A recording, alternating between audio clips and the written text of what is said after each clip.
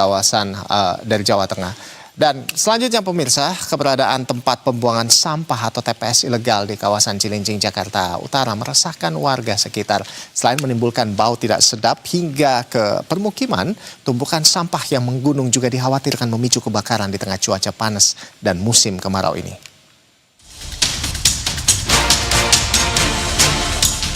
Tumpukan sampah menggunung di kawasan Jalan Reformasi, Cilincing, Jakarta Utara. Tumpukan sampah bahkan menyerupai bukit kecil dengan ketinggian melebihi rumah warga sekitar. Sejumlah truk besar masih terlihat membuang sampah di lokasi ini meski telah diprotes warga. Kondisi ini membuat warga resah. Bau tidak sedap dari tumpukan sampah tercium hingga ke permukiman, terutama setelah hujan.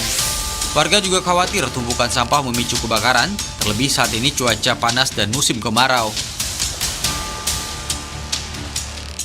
Kali kalau hujan, baunya. Ibu, ini takut kebakaran nggak sih, kan lagi musim panas? Ya takut banget lah. Orang tidak yang kemarin sering kebakaran kecil, apa? Ya harapannya mah pengen bersih aja lah bang, dari biar nggak kebakaran gitu. Masalah TPS ilegal ini disebut telah berlangsung menahun dan dampaknya dirasakan hingga ke sejumlah wilayah di sekitar Cilincing. Kalau habis hujan nih, apa namanya, baunya udah gak kira-kira gitu. Sampai kemana-mana, sampai ke daerah Lengkong, Kebok, baunya mana-mana. Warga berharap pemerintah Provinsi DKI Jakarta segera mencarikan solusi permanen terhadap persoalan tempat pembuangan sampah ilegal ini. Warga juga meminta aparat terkait menindak tegas aktivitas pembuangan sampah di TPS ilegal agar tidak terus mengganggu kesehatan dan kenyamanan masyarakat. Gandhi Armansyah, Berita 1, Jakarta. Selanjutnya sama-sama kita akan pantau bagaimana kondisi terkini di sekitar TPS ilegal yang berada di kawasan Cilincing. Dan sudah ada rekan Teguh Adi dan juru kamera Koel Yosef yang siap untuk melaporkan. Selamat siang Teguh. Teguh, jika kemarin ini kan Anda sempat dihalangi begitu ya, dan diadang sejumlah orang untuk menyampaikan informasi di sana, mencari tahu tentang informasi di sana. Nah, bagaimana dengan saat ini, Teguh? Apakah Anda sudah bisa meliput di area tempat pembuangan sampah akhir ilegal ini? Silakan. Ya, selamat siang Rolando dan juga pemirsa. Sayangnya hingga siang hari ini kami belum mendapatkan izin untuk meliput langsung TPS karena memang sama seperti kemarin, orang yang mendatangi saya pun masih sama, ada 2 perempuan, kemudian ada 3 laki-laki yang mendatangi saya hari ini.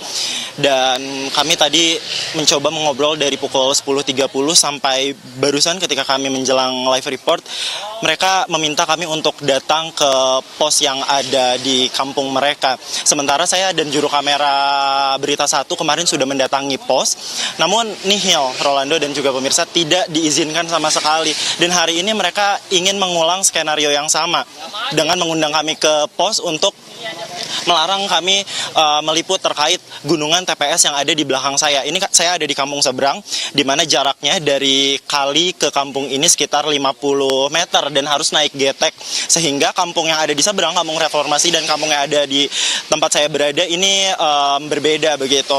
Warga di sini mereka betul, tadi saya mengobrol dengan beberapa warga di sini ketika musim hujan, mereka mencium bau yang cukup menyengat. Ketika musim kemarau, mereka khawatir kebakaran.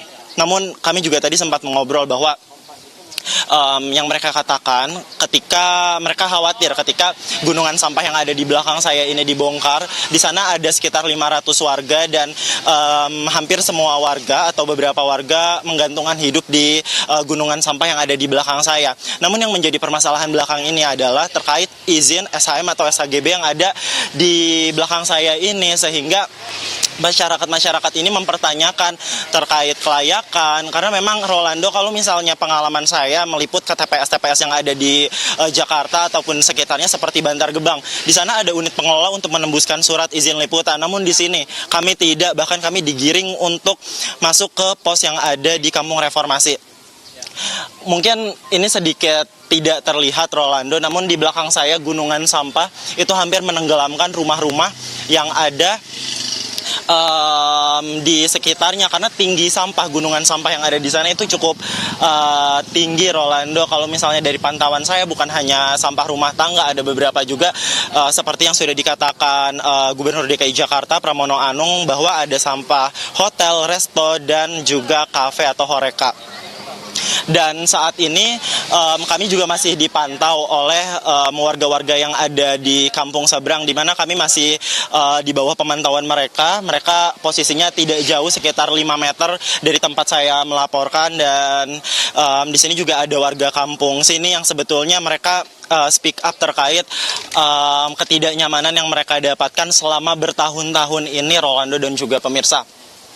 Dan sampai nanti kami coba untuk membuka dialog, walaupun dialog tadi hampir 2 jam itu mentah tidak mendapatkan izin, tidak mendapatkan apa-apa. Mereka menginginkan kita untuk datang lagi kembali ke tengah kampung mereka yang ada di sana, ke pos yang ada di sana, untuk melakukan dialog yang ujung-ujungnya kalau dari pengalaman saya kemarin meliput, mereka tidak mengizinkan. Bahkan ketika saya belum mengeluarkan satu kata pun, mereka sudah tidak mengizinkan, tidak boleh meliput.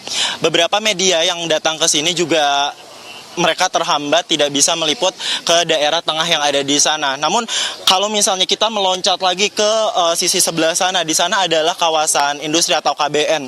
Di sana ada izin tersendiri untuk meliput, dan mereka juga birokrasinya ada izin untuk liputan kawasannya saja, bukan untuk liputan sampah. Sehingga kami bingung harus ditembuskan kepada siapa surat yang nantinya ini kami arahkan, karena di sini tidak ada unit pengelola seperti TPS-TPS yang ada di Jakarta lainnya.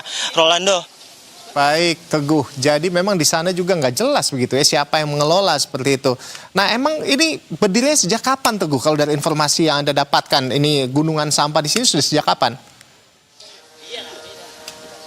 Ya, dari beberapa narasumber yang baru saja saya wawancarai, ini bukan sampah 1 tahun, 2 tahun.